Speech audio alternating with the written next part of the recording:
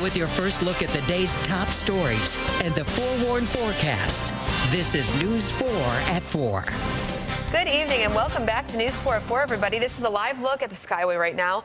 Cloudy day out there today. Thanks for spending part of your day with us. I'm in for Christy Kern. All right, Andrew, how much rain do we need to have to get out of this drought? A whole lot more. The latest numbers, and we're keeping a track on our rainfall deficit from the beginning of the year, since January 1st, 7.2 inches of rain below our normal value in Buffalo, and that includes the soaking rain that we had on Monday. So that definitely was a good thing, but it just scratched the surface of what we need. And as a result, the most recent drought monitor released today, not much of a change. In fact, the drought even spreading a little bit farther south in Chautauqua and Cattaraugus County. So we're still in the severe drought, and the tops of the soil, yeah, definitely thankful for that rain, but a little bit below the surface, it's still very, very dry. Quick look at that satellite and radar. Not a whole lot going on in terms of the radar department. We did see a thunderstorm pop up in eastern Wyoming County a little earlier, but otherwise a pretty cloudy day. Limited breaks of sunshine, but that still allowed temperatures to warm up into the mid-80s. Still been sort of a muggy afternoon despite that lack of sun. Very slight breeze coming out of the north, but the rest of tonight generally dry with the exception of a shower or pop-up thunder shower south of Buffalo into the southern tier. Coming up in my full forecast, we'll take a close look at that weekend, and I'll show you that full 7-day as well. Nalina? Andrew, thank you. And you can get the latest forecasts right in the palm of your hand anytime. Just download our Forewarn Weather app. It's free for your phone or tablet.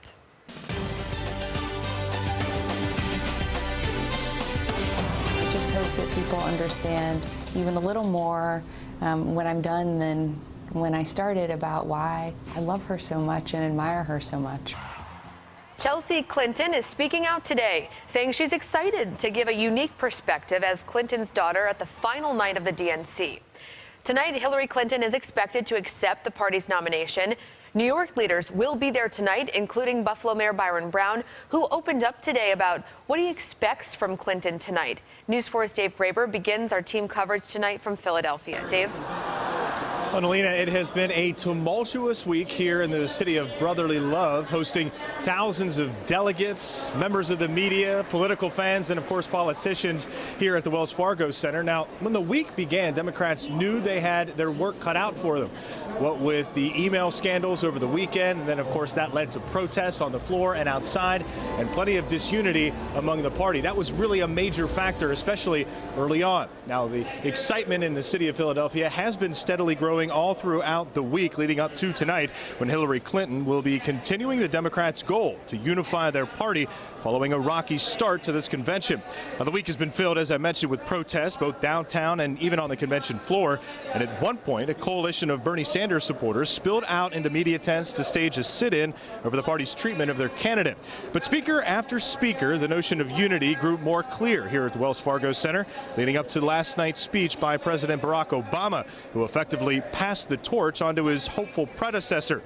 Mayor Byron Brown spent the week in dual roles here in Philadelphia, both representing the city of Buffalo and Western New York, and as the chairman of the state's Democratic Party. Here's what he has to say about what Democrats must do over the next 3 months leading to the election, and what he expects from his party's nominee in her speech tonight. Our takeaways are that New York State Democrats are energized, but that we can't take anything for granted. We have to come out and vote in record numbers. We have to talk to every family member, every church member, every co-worker, every neighbor, every friend to make sure that they are out and voting for Hillary Clinton. Well, I think she's going to receive the torch in a very powerful way. She's going to talk about the importance of unity in the party, but she's going to also talk about the importance of all Americans coming together.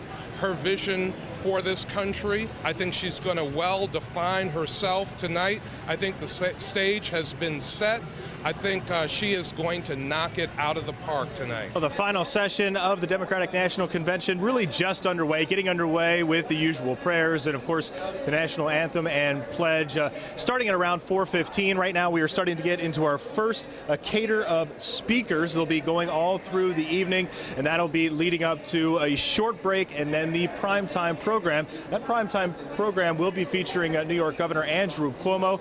And then, of course, it all ends with Chelsea Clinton in introducing her mother, Hillary, tonight to this crowd, which, if last night is any show, the amount of excitement that was here in this arena, it is sure to be just that, if not more, coming up tonight. So there will be quite a bit leading up to this final night of the Democratic National Convention. Reporting live in Philadelphia, Dave Graber, News 4 at 4. Dave, thank you so much. Got a front row seat to all of it. Hillary Clinton has been working towards this moment her entire life. News 4's national correspondent Chance Seals continues our team coverage from Philadelphia.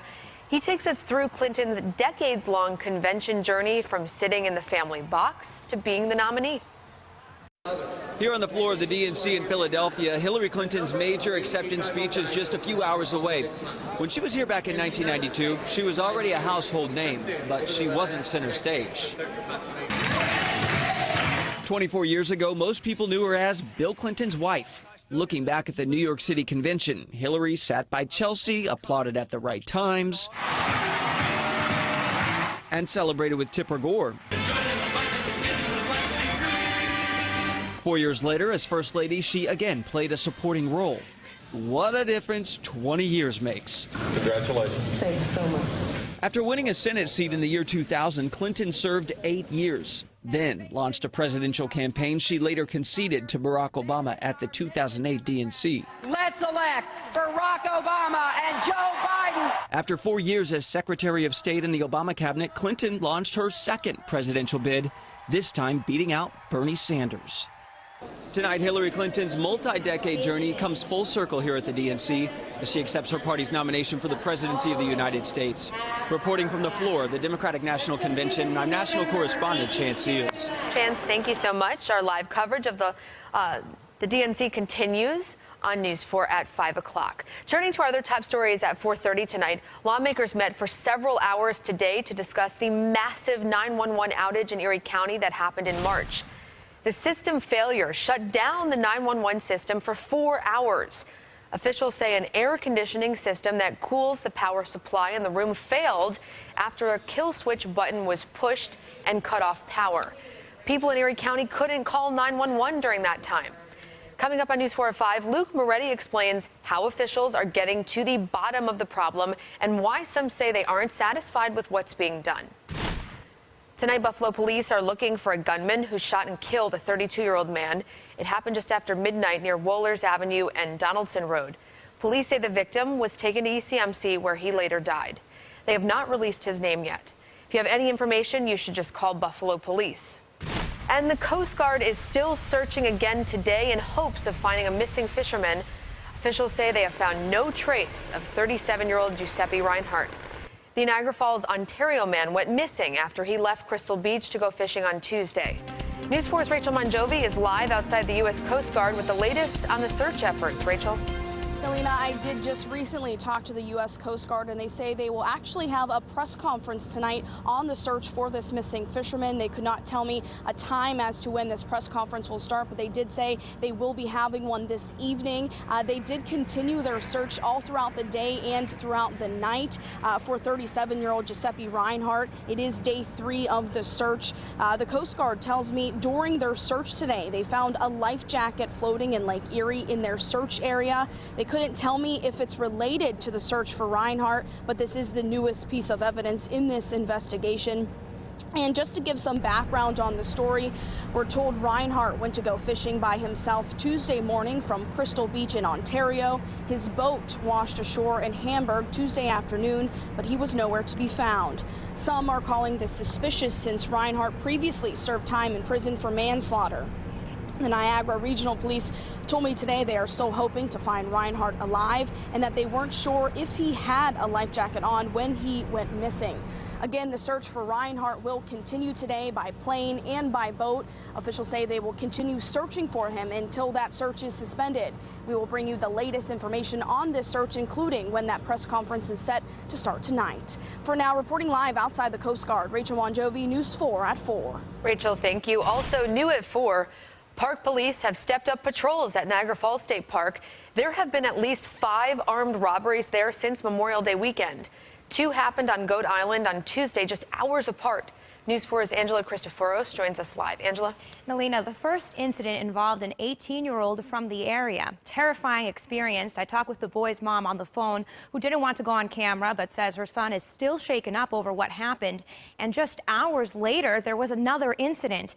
Now police are warning visitors to be cautious. At around 6 o'clock Tuesday night, an 18-year-old was walking from Goat Island with two friends when he was robbed at gunpoint. 3 suspects took off with cell phones, money, and wallets. Then around 11:30, as many as 8 suspects robbed 2 brothers and a cousin at gunpoint on Three Sisters Island. It's very concerning. But like, everything going on in the world, it could happen anywhere, so it's scary. Sergeant James Riddle says many people were still in the park when both incidents occurred, and many were unaware because they were playing Pokemon Go. Crimes are crimes of opportunity, and there are a lot of tourists around here, so it's not too surprising that something like that would happen around here. At this point, Park police do not know if the 2 armed robberies on Tuesday are connected. That brings the total to 5 since Memorial Day, which Park police say is an increase from last summer. Sergeant Riddle says neither of the incidents were caught on camera. There's surveillance video at Prospect Point, but not at Goat Island or Three Sisters Island. They should make efforts to make sure that the entire walking path that tourists follow are protected and monitored. No one has been seriously injured in any of the reported armed robberies at the state park.